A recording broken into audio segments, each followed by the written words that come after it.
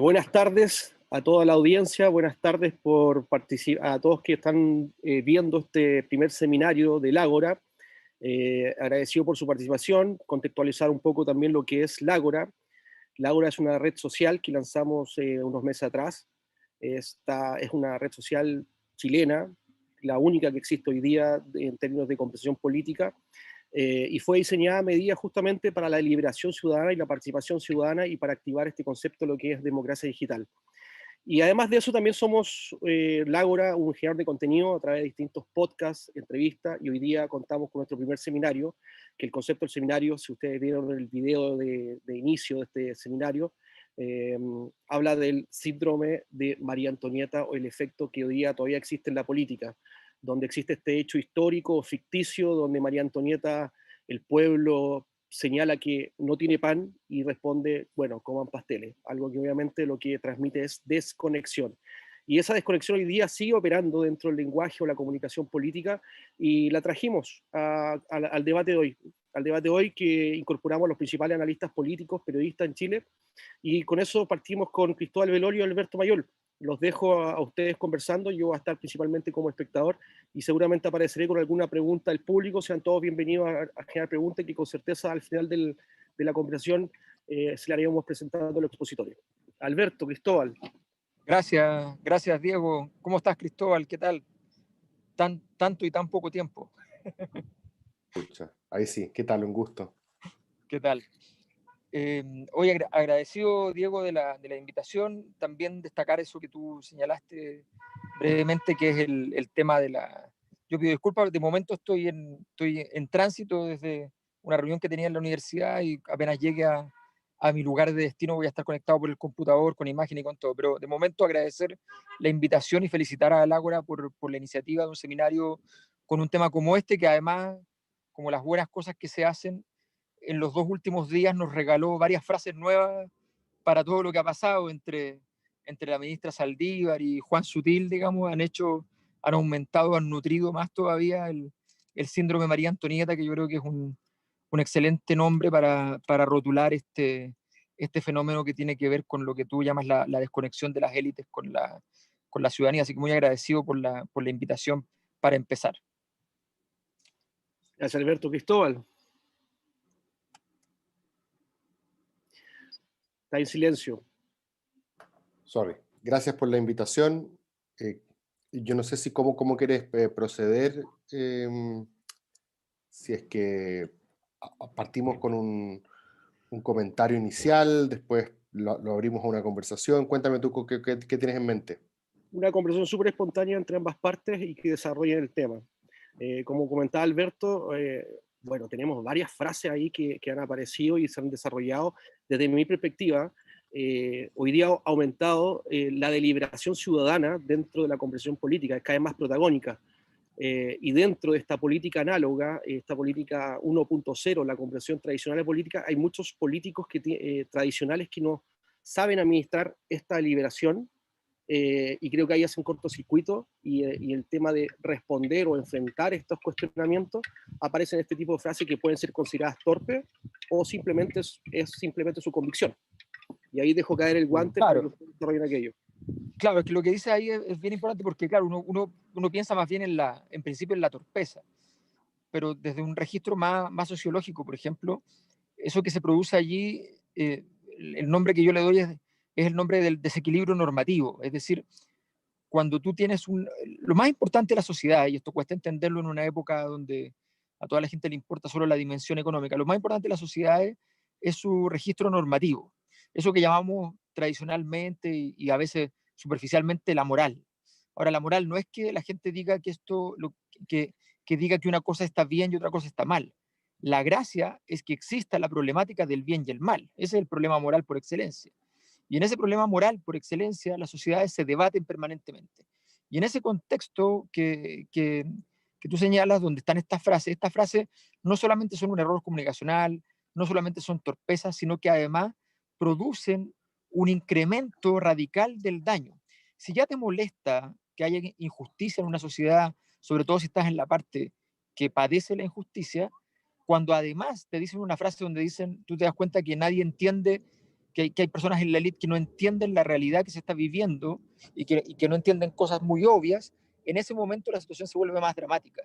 Ese es un poco el gran problema de estos desequilibrios, de estas frases que han ido surgiendo y que todos los días nos van regalando, a veces con más intensidad, a veces con menos intensidad, pero nos regalan una sensación de estar en el fondo permanentemente gestionando como sociedad un conflicto latente que no se resuelve nunca porque sencillamente volvemos a lo mismo, se dan los mensajes del caso, la ciudadanía dice esto me molesta y de pronto le vuelven a decir lo mismo, la típica frase, es que la gente que no tiene es porque no quiere trabajar.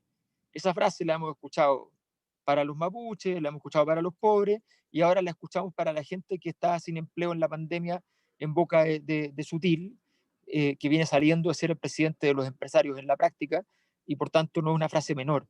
Ese tipo de situaciones son las que finalmente hostilizan y hacen más grave la crisis que hoy día estamos viviendo. Sí, yo, bueno, como representante de la élite,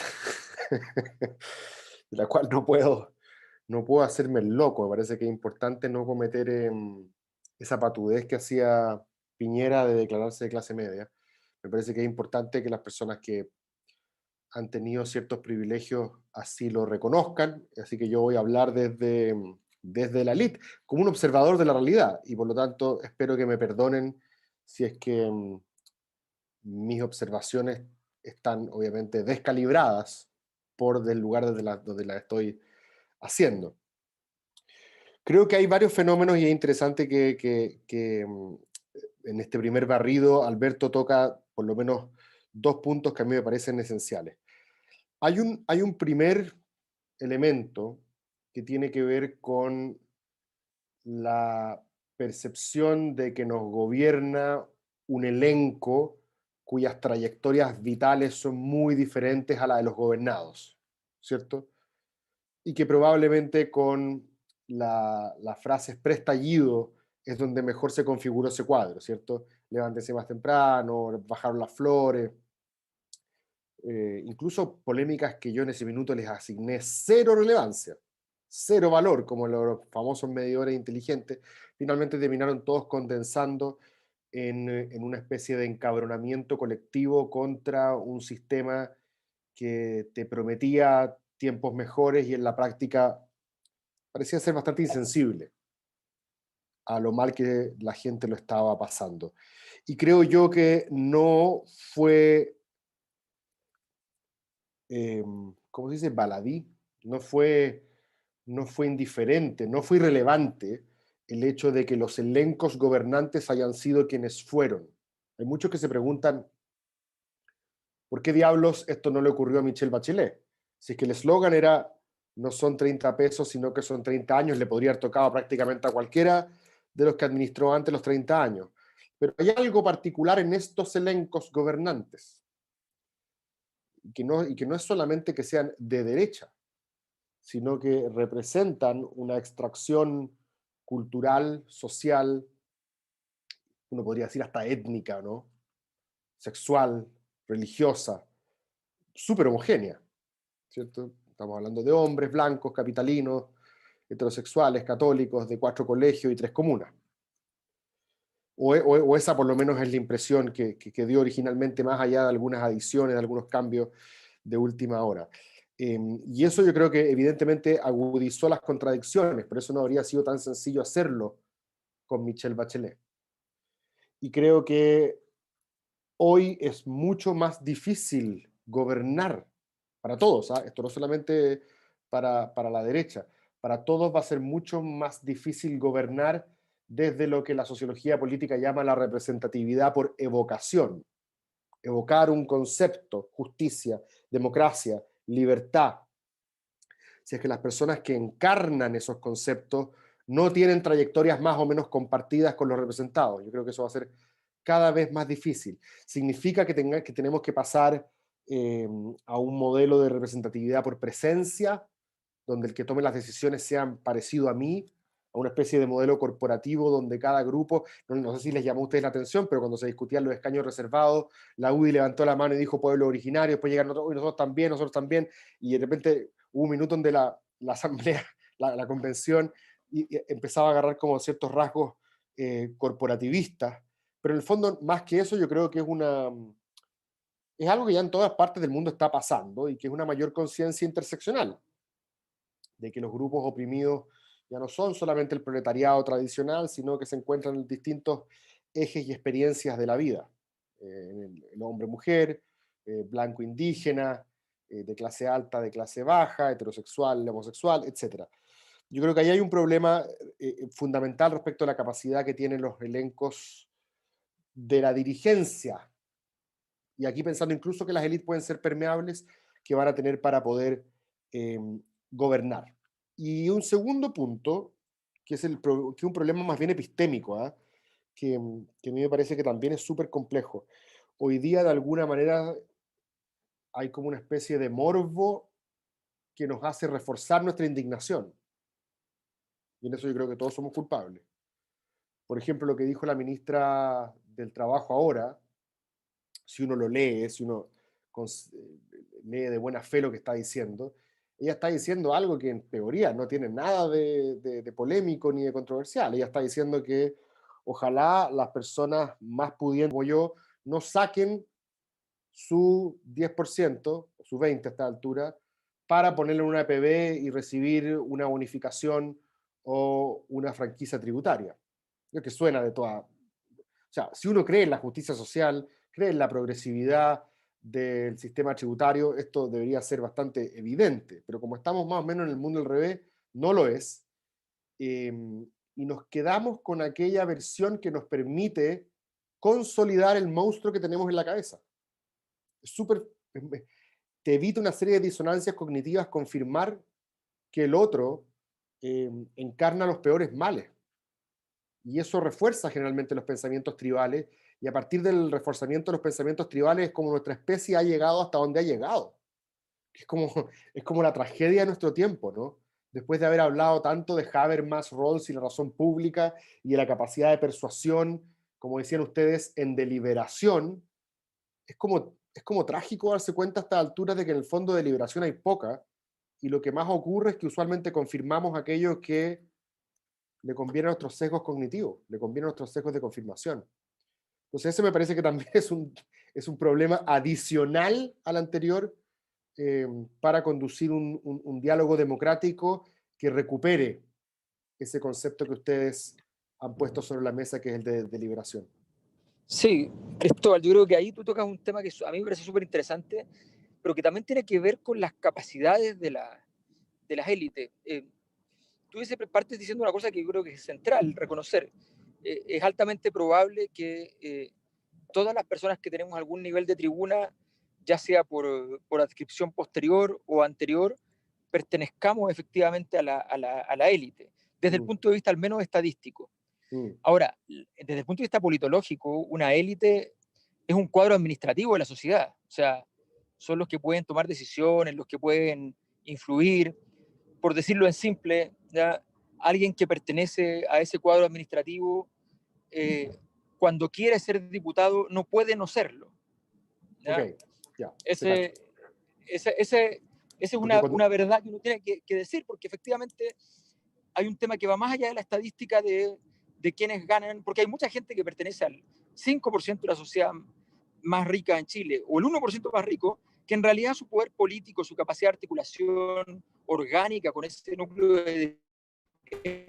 son gente que puede ser exitosa por distintas razones en su vida laboral, y sencillamente están muy lejos de cualquier nivel de incidencia, ni siquiera, por cierto, de una incidencia opinática que solamente en ciertos momentos de la historia es relevante.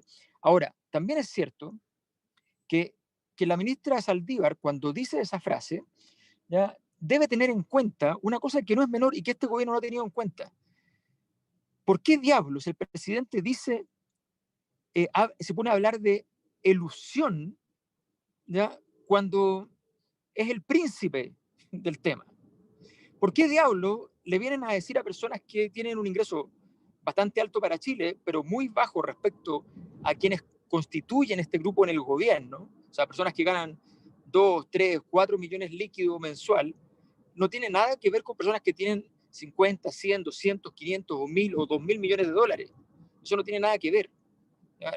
Esa distancia cuesta entenderla para la gente que vive fuera de los ingresos más altos, pero esa distancia existe. O sea, tener 2.000 millones de dólares, 3.000 millones de dólares significa que tú te has ganado un loto de 1.000 millones de pesos por 35, 40 años, De acuerdo, todas sí, las estamos de acuerdo. semanas. Yo Todas las eso semanas. no soy capaz de concebirlo, esa Claro, cantidad de plata. claro, entonces ese carácter inconcebible hace que de alguna manera haya sido un mecanismo de protección también de las élites, de las verdaderas grandes élites, para decir, para diluir la responsabilidad entre el 10% más rico de la población, ¿ya? Que termina, que ese 10% más rico de la población puede incluir perfectamente, ¿ya?, a familias de personas donde la pareja que vive, cada uno tenga un trabajo promedio de 650, 700 mil pesos. Entonces, cuando estamos hablando de esa situación, creo que es importante entender que la ministra va y te está diciendo, en el fondo, este ejemplo, por ejemplo, del APB, es un ejemplo relevante, pero podrían demostrarnos cuánta gente sacó la plata para meterle en el APB o cuánta gente, en cambio, fue a pagar, y esto está demostrado en términos de número, fue a pagar créditos. O sea, gente que sacó la plata del sistema financiero para volverla a meter al sistema financiero, ¿ya? Y para darle estabilidad a la banca. O sea, gracias a esa plata del 10% anterior, ¿ya?, la banca se alejó del fantasma que en algún momento existió de corridas bancarias y cosas por el estilo. Entonces, cuando uno ve que todo este proceso, la gente sigue operando bastante en norma, dentro de todo, bastante en norma, pagando sus deudas, ¿ya?, tratando de hacer viable el futuro, eh, buscando una salida a una situación más o menos desesperada. Si una persona con altos ingresos para lo que es Chile va a retirar la plata y la va a estar aportando a que el próximo crecimiento del PIB no sea de -5, sino que sea de -3, -2 y ojalá 0. ¿Ya? Entonces, ordenémonos en términos de decir cuál es el mensaje que queremos dar. Efectivamente, queremos proteger el sistema AFP. Hay una cosa que se llama realismo político. El sistema AFP se murió y se murió por culpa propia de quienes lo administraron. ¿Ya? Salvarlo ahora es un suicidio político para cualquiera. El presidente Piñera toma la decisión de salvarlo sin salvarlo, solamente exponiéndolo más. Parece que estuviera buscando los mecanismos para hacerlo más difícil todo para él mismo. Y resulta que se encuentra en una situación en la cual se le juntan todas las cosas. ¿Qué puede decir él diciendo, oiga, ¿saben qué? Pero es que me parece que esto debería pagar impuestos? Claro, a mí también me parece que él debería pagar impuestos. ¿Me entiendes? Entonces, tenemos un problema. A eso me refiero con el desequilibrio normativo. Cuando tú vas y le dices a personas algo que te pueden contestar y diciendo, y tú me lo estás diciendo, y tú me lo estás diciendo, y por eso pasamos, me gusta mucho la figura de Versalles como figura de análisis, digamos, las dos dimensiones de Versalles, el palacio precioso, gigante, símbolo del poder, pero también Versalles en la historia es el símbolo del momento en el cual el poder se disolvió por completo y la gente sencillamente se paró en la puerta de Versalles y notificó a la monarquía que la monarquía estaba en crisis. Esto que está pasando en estos días, el escenario La Moneda, tiene que ver con ese momento versallesco en el segundo sentido y tiene que ver con la pérdida en 10, 15 años del Versalles del primer tipo, porque Chile hace 10, 15 Sí. años tenía un Versalles del primer tipo. Y si no hay una autocrítica de las élites respecto a qué hicieron en este camino, bueno, es difícil entrar en un diálogo. Sí, es súper interesante saber si existe esa autocrítica o no y con qué profundidad. Me da la impresión de que no, las noticias no son muy auspiciosas en ese sentido. Me da la impresión de que las personas que hacen esa autocrítica ya están de una u otra manera media eh, en una posición más tensa dentro de esa misma élite tal como la concibes tú. Pero me parece muy interesante además el tema de la moral que lo trataste tú. Eh, Voy a ocupar otra figura que no es Versalles, sino que es Nietzsche. Yo creo que Nietzsche explica en gran parte, o sea, no, mentira, no explica en gran parte, permite, para ser más humilde, permite una cierta analogía con un proceso que él describe en la genealogía de la moral como la inversión de valores, que siempre me pareció que tenía que ver con lo que había pasado en Chile en los últimos años. Lo que señala Nietzsche de manera muy breve es que en la antigüedad, en ese mundo de patricios y plebeyos de la vieja Roma, ser patricio era sinónimo de ser noble, ¿cierto? Aristócrata. Pero al mismo tiempo encarnaba todas las virtudes del aristócrata, que eran virtudes no solo de nobleza de espíritu, sino que también eran virtudes físicas. La descripción de Nietzsche es homoerótica. Le gustaba que fuese bueno para la guerra, era un soldado, ¿cierto? Que tenía una serie de destrezas, el arrojo, el coraje. Y en cambio, el plebeyo era el bajo, el abyecto, el pobre, el desdichado, porque de alguna manera esa desdicha podía hacérsele, él era responsable de su propia desdicha. Y creo que en parte ese es un relato que vemos siempre en algún minuto en la sociedad, ¿cierto? Cuando las clases pudientes, las élites en el sentido más estricto del término, las élites económicas, dicen, bueno, todo lo que yo tengo es fruto de mis virtudes, ¿cierto? Y si es que tú no las tienes, es también fruto de tus pecados, de tus falencias, de lo que te falta, de lo que careces, que puede ser disciplina, capacitación, trabajo, esfuerzo, mérito, etc. Lo interesante que Nietzsche dice es que hubo un minuto donde el que él llama el pueblo sacerdotal, se refiere al mundo judío, el pueblo sacerdotal, que eran como en el curso a los que siempre le hacían bullying, básicamente, que siempre habían sido esclavizados por los patricios, dice, logran amarrar la venganza perfecta. La revuelta de los esclavos, dice Nietzsche, es invertir los valores.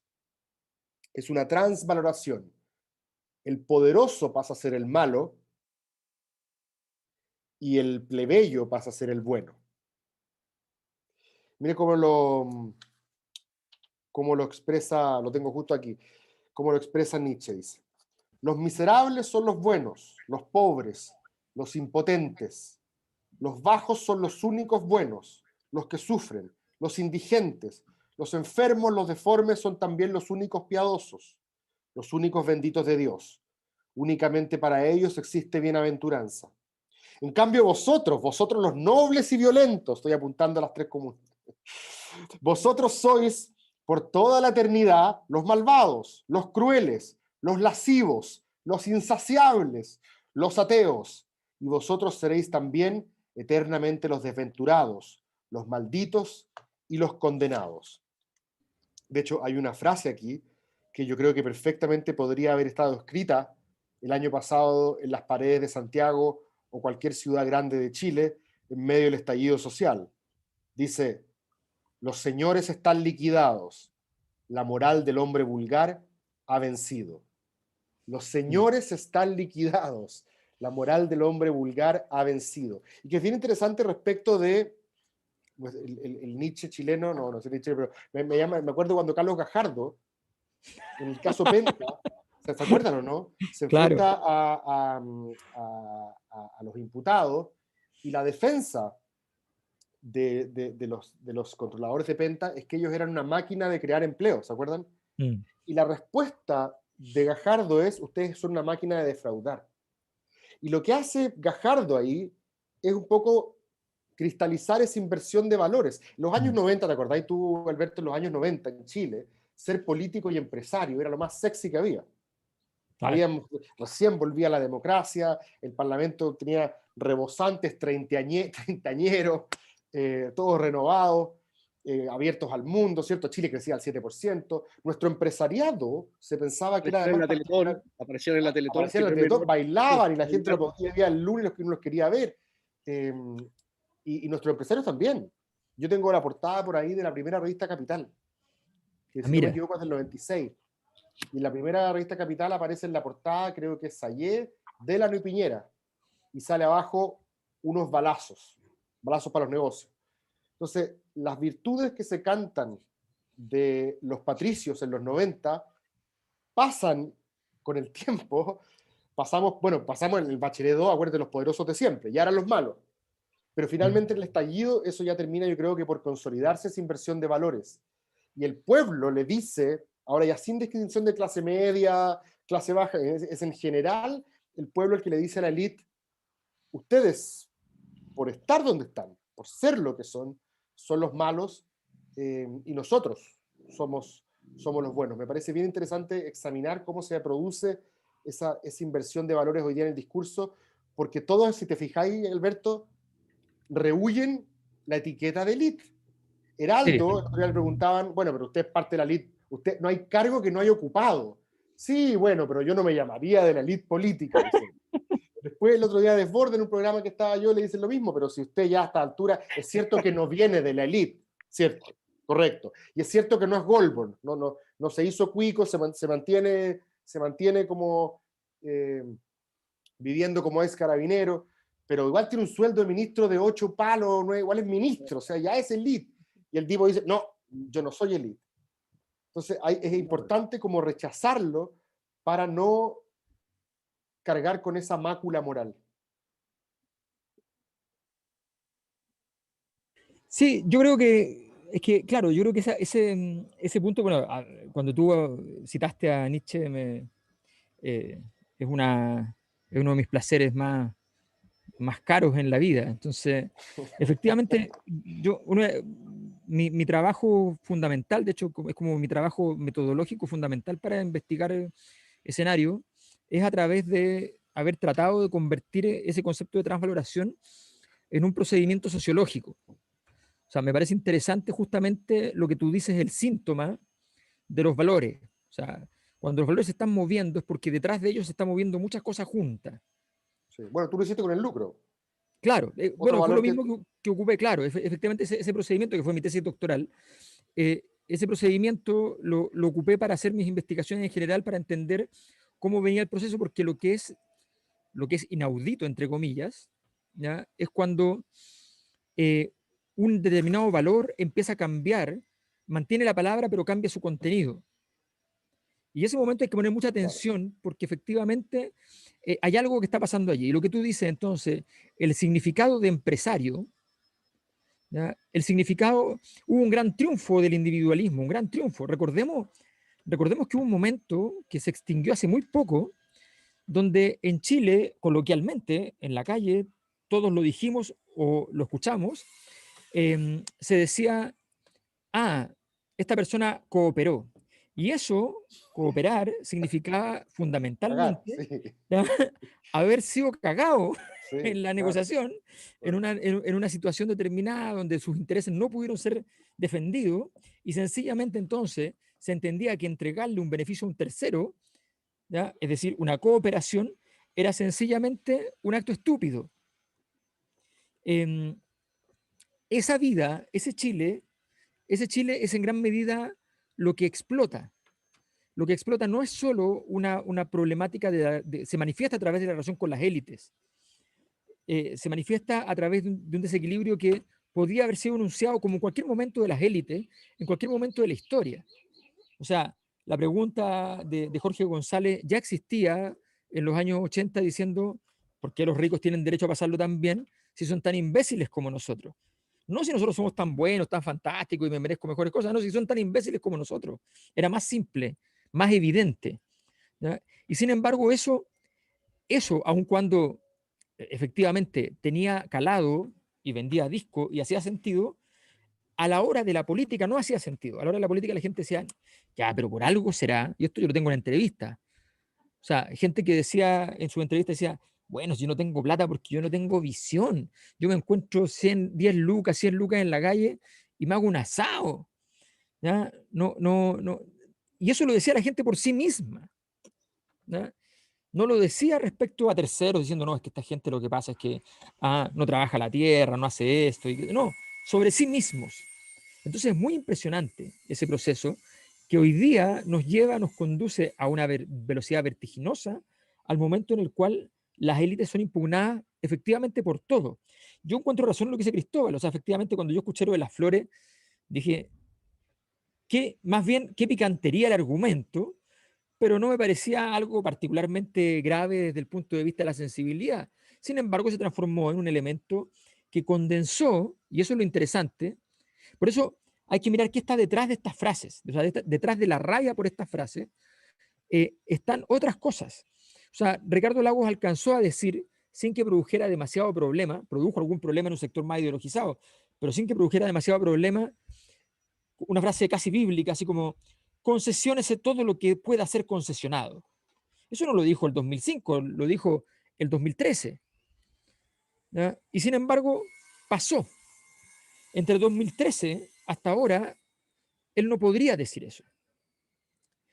Y entonces, es muy vertiginoso el cambio. La pregunta es, ¿por qué las élites creen que todavía hay tiempo de salvar el muro de contención cuando esto es literalmente, esto es el muro de Berlín? O sea, no es que solamente se cayó, es que la gente se lo está llevando a pedazos como testimonio de un triunfo. O sea, el 10% es un pedazo del muro de Berlín. Yo estoy de acuerdo con eso. Yo estoy 100% de acuerdo con eso. De hecho, no sé si te llamó la atención a ti, pero a mí me llamó mucho la atención de que cada carta que salía de expertos diciendo que esta era una pésima idea, el proyecto subía un punto en aprobación. Era como que la gente le estaba haciendo así.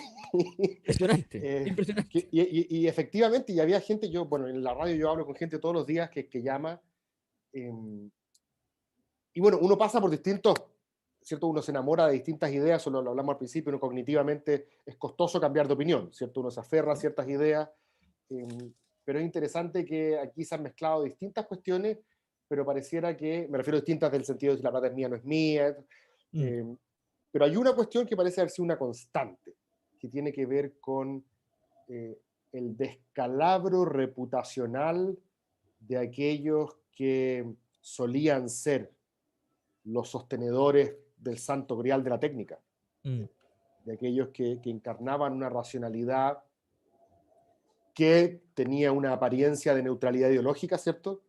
Porque la técnica supuestamente no admitía esa evaluación ideológica, y mientras más cartas, esto Juan Pablo Luna lo ha dicho harto, ¿cierto? Cada vez que aparece una carta abierta de 150 próceres diciendo qué es lo que hay que hacer desde el punto de vista de la razonabilidad técnica, pareciera que finalmente la aguja se mueve un poquito más en un sentido contrario, como si esta fuese otro capítulo de la revuelta, como de la dimensión insurreccional que vimos el año pasado, porque cada uno protesta de acuerdo a su repertorio cultural, ¿cierto? Yo creo que yo no me compro el cuento de que los únicos que protesten son los que están en Plaza Ñuñoa tomando éxtasis y los que están rompiendo algo, eso son otra cosa, no. Son distintas formas de protesta de acuerdo a distintos repertorios culturales. También protestan los tipos que están votando una estatua de Cornelio Saavedra, ¿cierto? En el sur, están protestando contra la historia oficial, contra la exclusión, etc.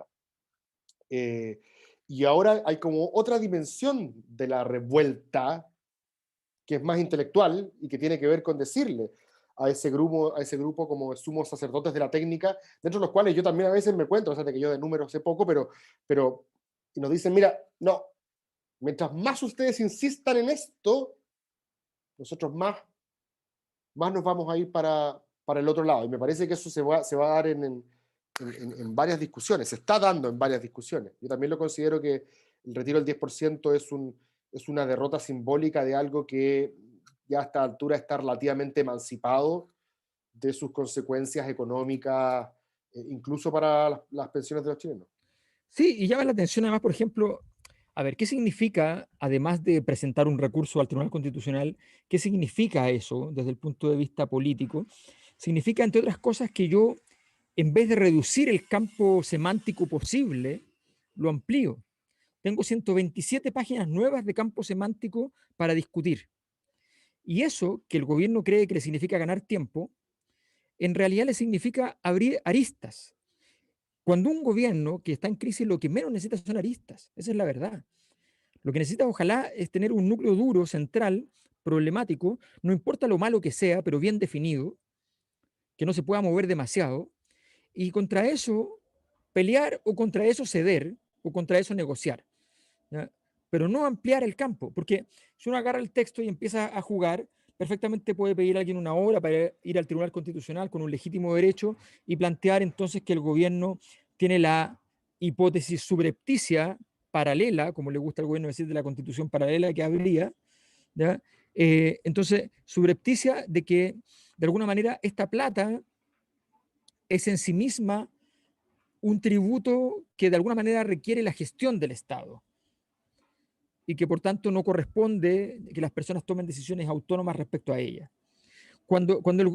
O al revés, se puede leer eso o se puede leer lo contrario, se puede leer, oye, ¿sabes qué? El gobierno, al decir que esto cobra impuestos, da derecho al retiro. Está legalizando el procedimiento. Lo dice el mismo gobierno. No queremos que sea, si lo vamos a hacer entonces ya no es una excepción, entonces no es una excepción.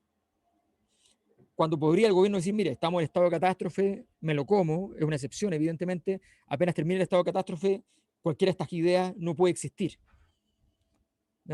O sea, se enreda en tratar de discutir el fondo neoliberal y en ese camino va entregando paso por paso, detalladamente, meticulosamente, va redondeando la posibilidad de la entrega de todos los elementos políticos. O sea, hace 3 meses atrás, la derecha sí o sí ganaba la elección presidencial. Hoy día, sí o sí, ese escenario hoy, la pierde. Entonces, estamos hablando de un cambio de escenario donde el gobierno empieza a horadar su propia base de sustentación. Y esa problemática no es menor porque, en definitiva, lo único que hace es, si al mismo tiempo de aumentar su grado de debilidad, ¿ya? Empieza a tratar, esto es lo mismo, digámoslo en código futbolístico, que Cristóbal lo usa muy bien cuando da ejemplo, en el código futbolístico esto es lo mismo que ponerse a hacer tacos y rabona cuando vas perdiendo 3-0. O sea, es grave ya hacer tacos y rabona cuando vas ganando 3-0, ¿ya? Pero es más grave y es motivo de despido inmediato del club cuando alguien se pone a hacer tacos y rabona si va perdiendo 3-0. La gente lo que está pidiendo es que vayan a trabar la pelota con fuerza, con energía, o que se metan atrás y elegantemente lleguen a un acuerdo de paz y a un armisticio, y se entiende, como toda la gente decente lo entiende, que no hay que hacer nada más. Cañizares en España, cuando le iban ganando 4-0 a Inglaterra, y le dice al árbitro, termine esto, ¿para qué vamos a seguir? No de 5 minutos de descuento y le vamos a hacer otro gol más. ¿Para qué? No hay para qué ofender, ¿ya? O sea, es eso, es decir, ¿sabe qué? A ver, ya está, ya perdimos. Si tú eres decente, no me saques de paseo, ¿ya? Y yo te dejo ganar y en ningún momento meto un contragolpe con filo que pueda terminar en un descuento. Dejémoslo así, cerremos el asunto. A Piñera no le queda otra alternativa y sin embargo él dice, y ahora tengo un contragolpe. Y se convenció en una reunión entre juristas, ¿ya? Se convenció entre juristas inspirados por el alma de no se debe tocar el dinero, se puede tocar la política, se puede tocar los cargos, se puede tocar todo, pero el dinero no se puede tocar, ¿ya? De juristas que entonces inspirados en ese espíritu, tomaron la decisión de sencillamente impugnar esto. Una cosa es que se pueda y otra cosa es que un presidente lo haga. Es un error gigante que yo creo que le puede costar muy caro. Cuando digo muy caro me refiero a muy, muy caro al gobierno. El plebiscito le había dado un bálsamo a este proceso. Piñera se ha esmerado con lujo de detalle en evitar que ese bálsamo tenga un contenido fáctico, que logre tener eficiencia, que sea performático. Y en el fondo estamos en un momento entonces donde el asunto se desmadra. Y esa es una nueva desconexión. Lo que la gente está pidiendo es una cosa muy simple: declaren su rendición incondicional. Después, cuando venga el momento de la distribución de poder, las élites siempre tienen más probabilidades de agarrar más que el resto. Eso es lo normal. A menos que entren en escenarios de devastación como el que podría ocurrir si es que esto sigue así. Sí, como el que ocurrió en Colombia o en Venezuela, pero Chávez. Pero aquí es difícil que pase, ¿cierto? Aquí yo creo que las élites tienen una capacidad de aguantar institucionalmente el chaparrón mucho mayor. Yo estoy de acuerdo contigo, yo creo que es más inteligente reagruparse. Y para eso estaba pensado abril. Pues. Sí, pero ¿sabes qué? Mira, lo que es importante es ver cómo esta conducta que estamos viendo de las personas disruptiva es una conducta que es muy extraña. Es muy extraña en cualquier sociedad y es mucho más extraña en Chile. Chile viene siendo el país más disruptivo del mundo en términos de datos desde el 2011 hasta ahora. Ha sido el con más manifestaciones, mayores niveles de violencia callejera sistemática, de más tiempo de duración de los conflictos, de más gente protestando en las calles por cada marcha grande y de mayor duración de esas marchas, con mayores temas asociados a cada uno de los temas. O sea, Chile abarca desde los temas de derechos sociales, cuestiones relacionadas con pueblos originarios y por tanto las problemáticas nacionalistas clásicas, ilegitimidad de los gobernantes, fenómenos de corrupción, en fin, tiene toda la batería, recorre toda la batería de problemáticas. Entonces, en ese sentido, Chile es un caso, digámoslo así, extremo respecto a este ciclo. Entender esa característica, entender esto y no seguir pensando que esto pasa mucho, esto es humano, ¿eh? Esto no es una crítica particularmente grave, porque a todos nos pasa. ¿Ya? Han pasado 10 años y uno jura que los atributos que tenía uno, yo trabajo en una universidad y he trabajado en muchas universidades, y pasa mucho que tú dices, bueno, que nuestra universidad es líder en la carrera no sé qué cosa. Sí, efectivamente, era líder hace 15 años. ¿Sabes realmente si es líder hoy día? Hoy día es una palabra que quedó pegada. Algún día te puedes enterar si realmente es líder o no. Y eso es un problema. Entonces hay que tener cuidado en el fondo con entender, de decir, mira, yo lo que veo hoy día es mucha gente que está dispuesta a perder cosas concretas con tal de decir, simplemente de decir que no va a aguantar más X cosa, cualquier cosa que le haya molestado, le haya dolido. Y eso significa que una sociedad que el análisis de costos, por decirlo así, el costo de transacción de dejar la escoba, empieza a reducirse para la gente subjetivamente, porque hay un placer de ver al otro, mirar y decir, pero no hagan esto. Porque, por eso, discursivamente es interesante. Uno mira Twitter y toda la gente dice, oye, por favor, no hagan tal cosa que sería muy grave que vayan y ataquen la moneda. Gente que está llamando a atacar la moneda. ¿Ya? Gente que está llamando a... Entonces, y Sí, esa es una es crisis como cuando normativa. decían, no vayan a la pieza porque ahí hay no sé qué cosa, no vayan. Y uno decía, ya, hay que ir a la pieza. Alquila la pieza, claro. Entonces, cuando tú te pones a quemar el metro y la gente te dice, oye, pueden quemar cualquier cosa, pero el metro no, tú dices, bueno, esto sí les dolió. Bueno, ¿Ya? por eso el no es laformismo se transformó en un término de agravio. Sí, pues, Es que es interesante porque en un país tan institucional, tan leguleyo exacto. como este, el no es laformismo, por así decirlo, es parte de nuestro ADN. Y también portado. ¿Cierto? Entonces que no es laformismo se transformara en un término de agravio, era como una manera también de exorcizar una parte de nosotros mismos. Ese es un gran título de libro, Cristóbal, debería escribirlo. No es la formismo. No es laformismo, una defensa. Yo quiero llevarlo a un concepto que está inserto dentro del seminario, que es la democracia digital. No se aleja mucho del tema central, que es María Antonieta, ¿no?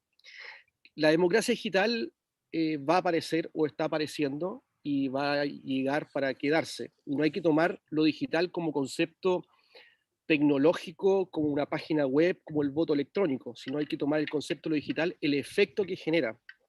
El concepto digital principalmente se aplica al modelo de la abundancia y genera una disrupción y una modificación en todo el ecosistema en cual irrumpe esta nueva herramienta digital. El modelo de abundancia me refiero a modo de ejemplo, Uber. Hay una cantidad de capacidad ociosa de vehículos, de horas de vehículos disponibles. Bueno, hay abundancia de conductores. Y eso lo que hace es modificar toda la línea de proceso de esa industria. El paso por las patentes, el paso por pintar el auto negro, amarillo. Llevemos a la industria de la música. Me salto todos los distribuidores, me salto la discográfica. Puedo subir mi música a tal lugar y la gente la consume. Entonces, cuando lo llevamos al concepto político, que incluso un poco lo que apunta el Ágora o lo que detecta el Ágora que tiene que abordar ese tema, es que se va a generar un espacio donde van a existir una abundancia de líderes. Se puede, hoy día, como volviendo al tema del fútbol, todos somos directores técnicos de la selección, ¿no? Entonces acá también se van a levantar muchas manos y van a generar deliberación, van a generar opinión y van a generar liderazgo. ¿Qué va a pasar eso? ¿Cómo va a cambiar el modelo de cómo operamos hoy día como política? Se lo llevamos a la industria de la música, al sello discográfico, serían los partidos políticos. Que hoy día tú tienes que levantar la mano y se sale el anillo a alguien de un partido político para poder tomar posición y transformarse en un actor político tal vez relevante. Pero con esto modificaría el statu quo o el organigrama actual del mundo político y cómo eso debería ser afectar tanto al sector de los partidos, pero eh, también cómo hacerse cargo de la liberación, que hoy día ya es complejo para los políticos actuales, cómo hacer hacia adelante. De hecho, una frase que me encanta de Abraham Lincoln, que dice, los dogmas del pasado son inadecuados para el tormentoso presente. Estamos tomando decisiones hacia el futuro con herramientas y con argumentos del siglo pasado o del pasado. Bueno, lo que pasa es que yo creo que lo que tú planteas tiene que ver con algo que es súper evidente, y es que tenemos una élite que cree en lo digital como una inversión de compra de acciones, entiende que eso es el futuro y no tiene la menor idea de cómo, ni tiene probablemente quizás incluso la menor intención de hacer que de ese mundo participe Chile. Esa es la verdad, o sea, la verdad es triste y dolorosa, pero para una generación que cree que un cable de internet desde Nueva Zelanda a Chile para aumentar la velocidad de transmisión de datos, que es una cosa que es bien evidentemente indispensable, y donde Chile tiene indicadores muy bajos para el nivel de ingreso per cápita que tiene, bueno, pero considera que eso se llama digitalización. Y eso evidentemente no lo es. Tú dices muy bien, efectivamente, que hay otro tipo y esa construcción de muchos nuevos liderazgos significa una cosa muy importante, significa mayor distribución del poder, mayor exigencia, hace realidad una cosa que a las élites en Chile les gusta discursivamente, pero que no es real, torna el escenario competitivo como los 100 metros planos, el que corre más rápido gana. Sí, los escenarios competitivos no son muchos, hay que construir un escenario competitivo, y en Chile no son escenarios competitivos, o sea, evidentemente hay muchos candidatos, disculpen que lo tome porque es un poco el niño símbolo, pero da un poco de pena, pero hay muchos candidatos a diputados que son mejores candidatos y mejores diputados que Coloma Chico, ¿ya? O que Lavín Jr., ¿ya? Eso todos lo saben los amigos personales de ellos, se lo dicen a cualquiera. O sea, estoy hablando de eso, ¿ya? Y eso significa falta de competencia de todo un grupo de personas que anda todo el día diciendo lo importante es que prime la competencia, ¿ya? Y resulta que tú ves eso. Bueno, ese escenario probablemente va a ser en la realidad, pase lo que pase, le pongan las trabas que quieran, ¿ya? Muy distinto más adelante. En realidad, a propósito de lo que decía Cristóbal de los medidores inteligentes, cuando se cerró la posibilidad de los medidores inteligentes, hubo una cosa absurda y fue el hecho de considerar a los medidores inteligentes fue casi como la tesis de las vacunas, digamos, ¿ya? Que las vacunas traen una serie de observatorios microorgánicos que hacen controlar a la población mundial, ¿ya?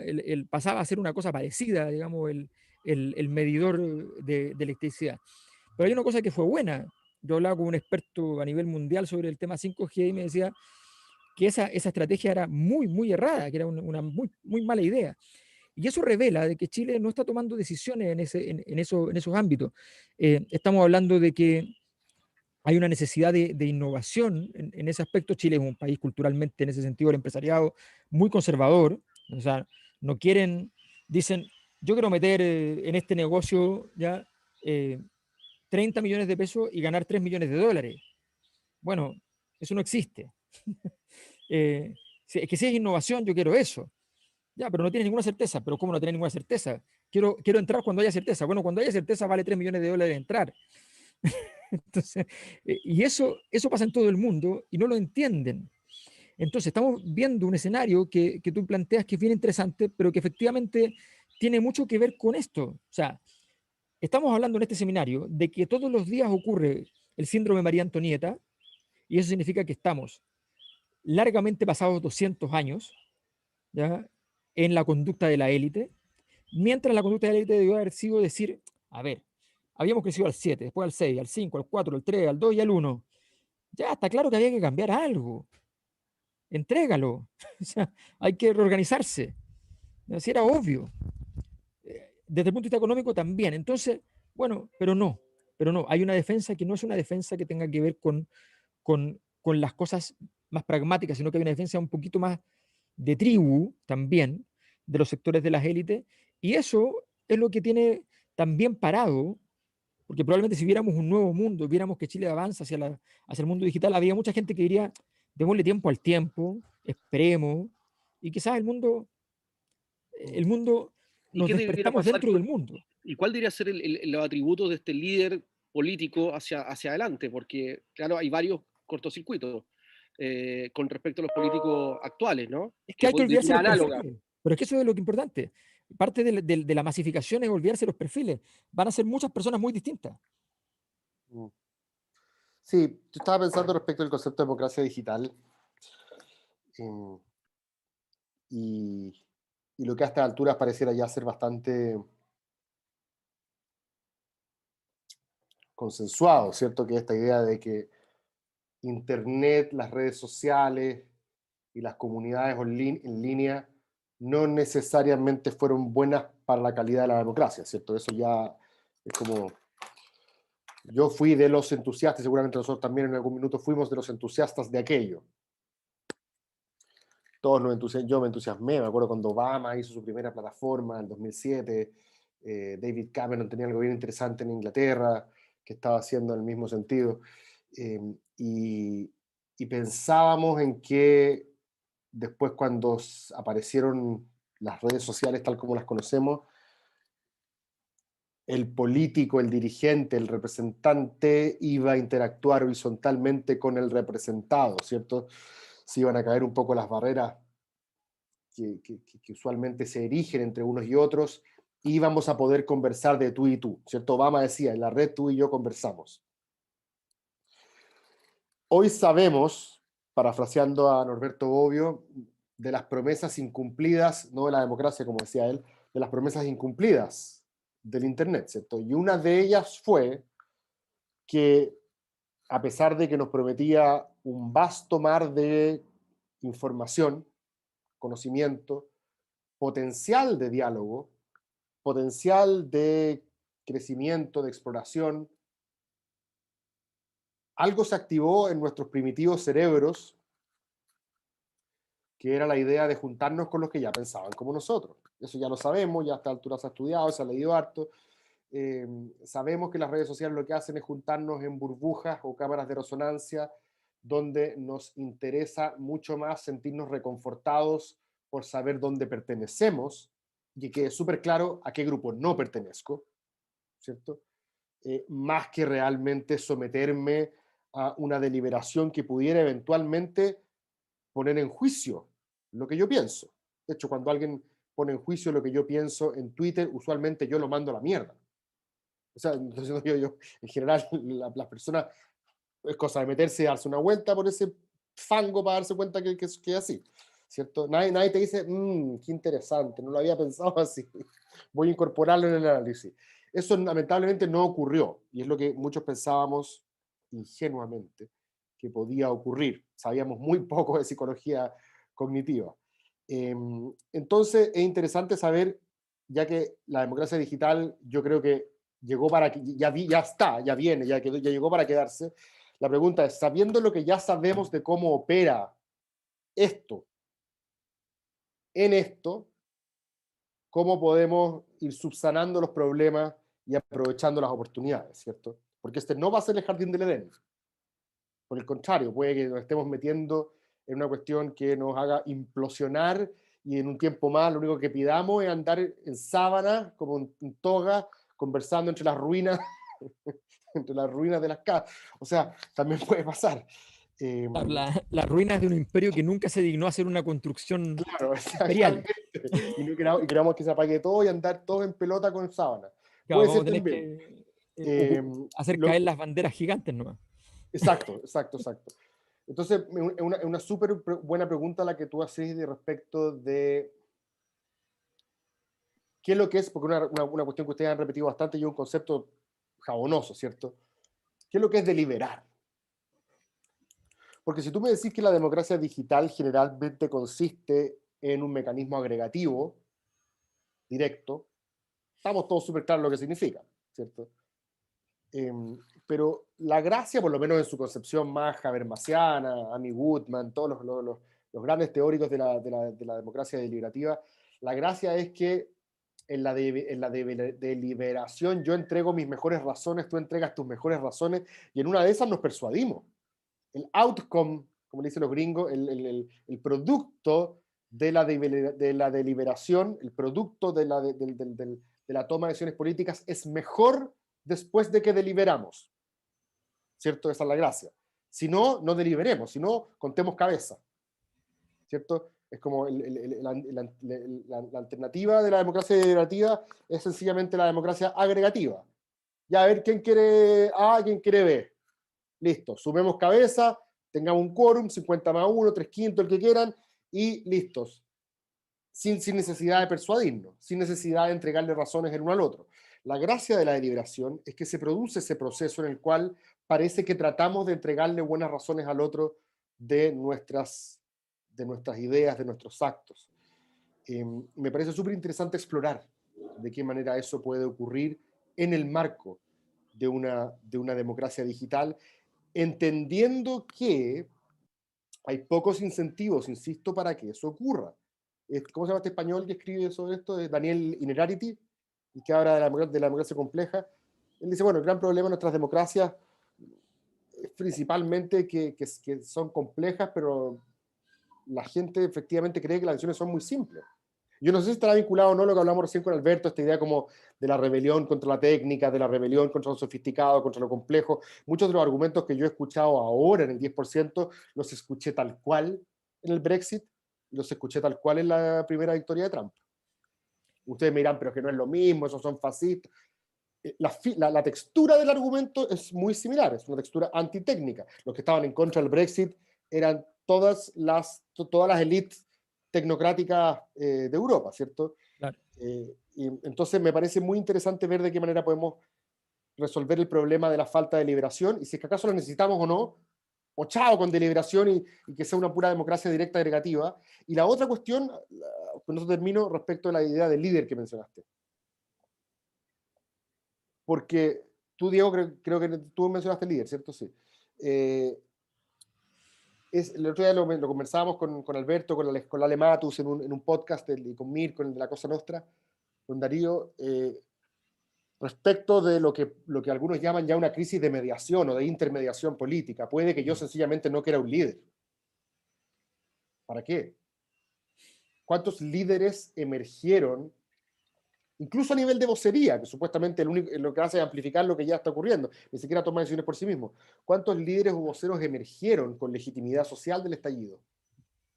El otro día escuché a la tía Pikachu que dijo que la gente le decía que ella era la única que lo había logrado, pero cacha, lo tuvo que lograr embetunada en un disfraz para que sus fragilidades como ser humano no aparecieran. O sea, a ese nivel de miedo había a que una persona de carne y hueso encarnara una vocería porque estaba ahí funado en 3, 2, 1, ya.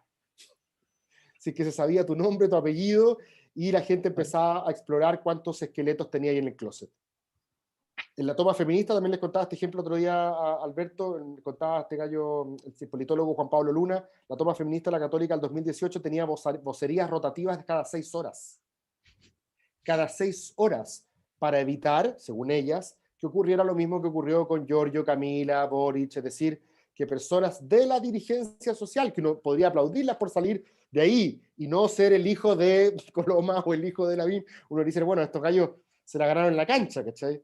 Marcharon ahí, ganaron elecciones de federación, esos son los que tienen que estar. Aún así, en esta toma feminista consideraban de que se habían aprovechado del movimiento social en beneficio propio para hacer jerarquía, para estar arriba.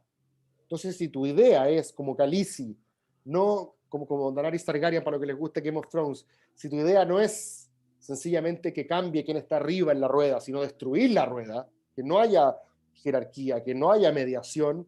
Bueno, quizás esos mecanismos de democracia digital sean los convenientes, pero entonces no esperemos líderes. O el concepto de líder tendrá que cambiar. Es interesante lo que dice Cristóbal, porque hay un modelo o un ejercicio que hace Gabriel Salazar, que creo que se aplicó el tema del concepto de los cabildos.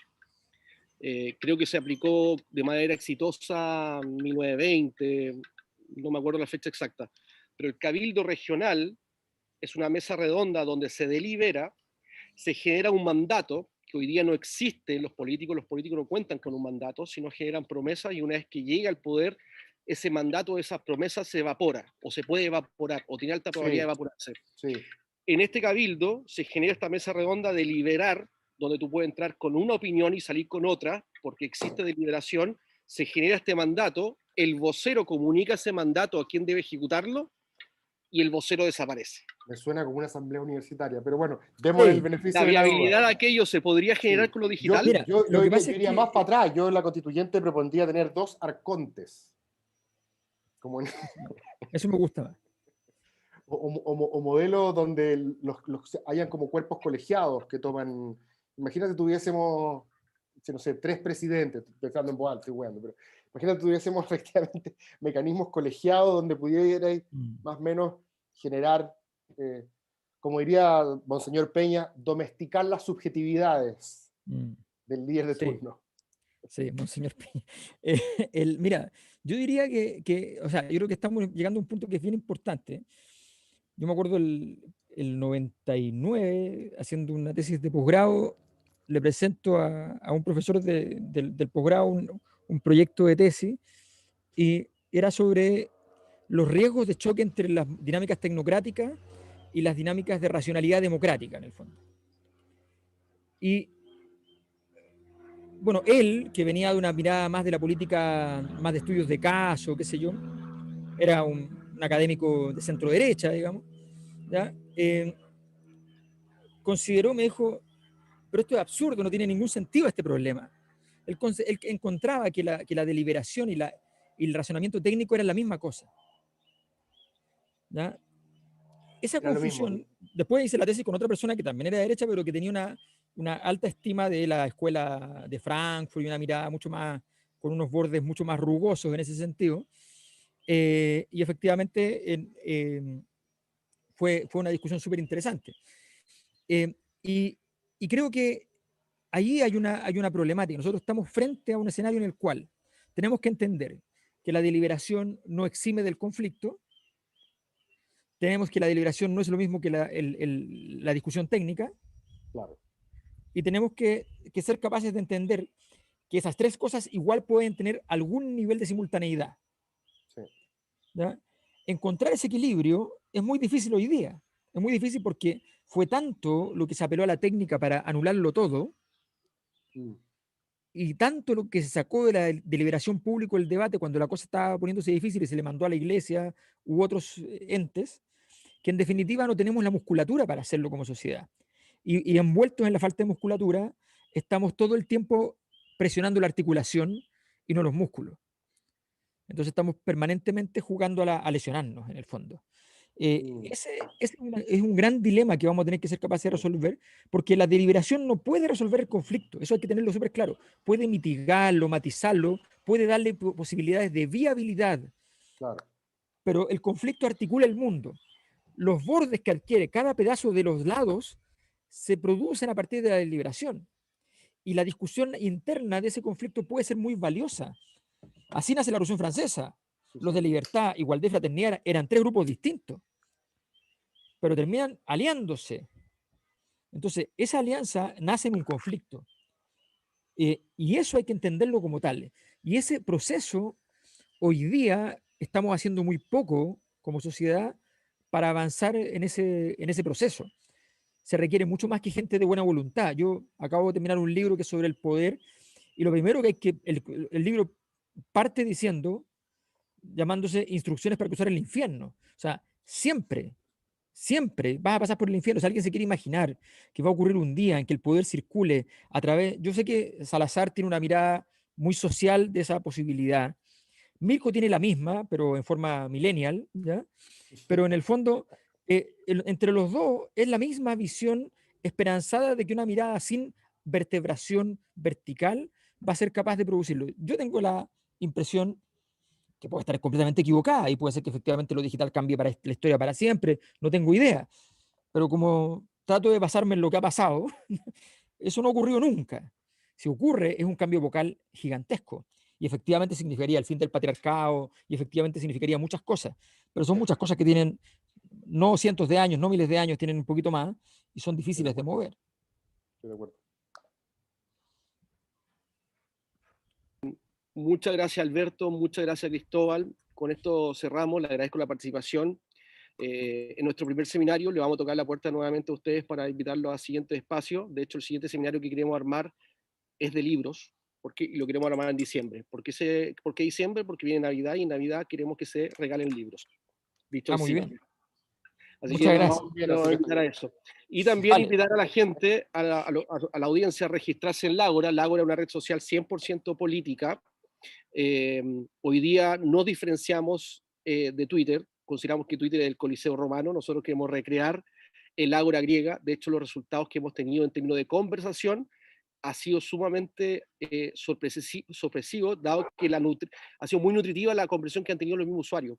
Al ser una plataforma 100% dedicada a la política, entre los mismos usuarios son pedagógicos y se hace una autocuratoria en lo que es el nivel de la conversación. Así que estamos agradecidos a eso y queremos invitar a gente, a mayor cantidad de personas que se sumen a esta iniciativa. Cerrando, muchas gracias, Alberto, muchas gracias, Cristóbal. No sé si quieren dar una palabra de cierre. No, agradecerle a ustedes nomás. Y saludo a Alberto, saludo a todos por allá, que estén muy bien, que tengan buena tarde. Un abrazo y ahora empezamos con Andrés Velasco. Nos vemos. Gracias. Nos vemos. Chao, chao.